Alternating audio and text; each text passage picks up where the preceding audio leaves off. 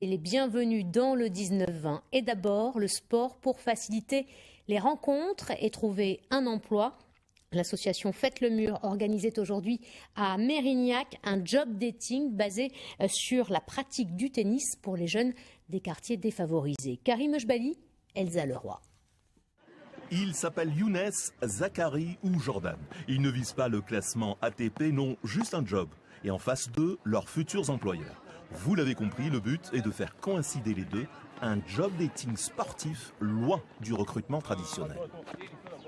On les met dans un environnement un peu déstabilisant, mais aussi c'est comme ça qu'on est sur le naturel, voilà, qui s'exprime et pas seulement un CV, tout simplement. Et puis l'idée c'est surtout qu'ils puissent trouver un travail en fait. Donc on désacralise la relation entre les demandeurs d'emploi et les professionnels. On crée des échanges autrement. C'est un cadre chaleureux et convivial de rencontres.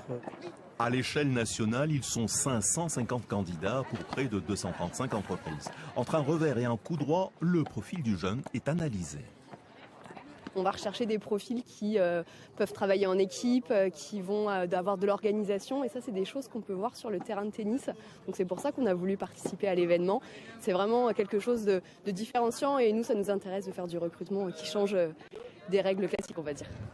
Ils ont entre 16 et 23 ans. Et avant d'arriver au job dating, ils ont été suivis par la mission locale de Mérignac, partenaire de l'opération.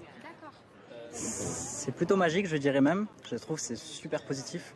On peut changer, on n'est pas dans le lettre de motivation, on n'est pas dans le CV, on est plus dans le plaisir, s'amuser. Et en face, on est en train de chercher un travail, donc c'est une toute nouvelle innovation, je trouve. Et je trouve ça plutôt cool. Avec un taux d'embauche de 20%, ce type d'opération réussit honorablement son pari. Faire en sorte que ces jeunes des quartiers prioritaires de la ville puissent enfin trouver un emploi.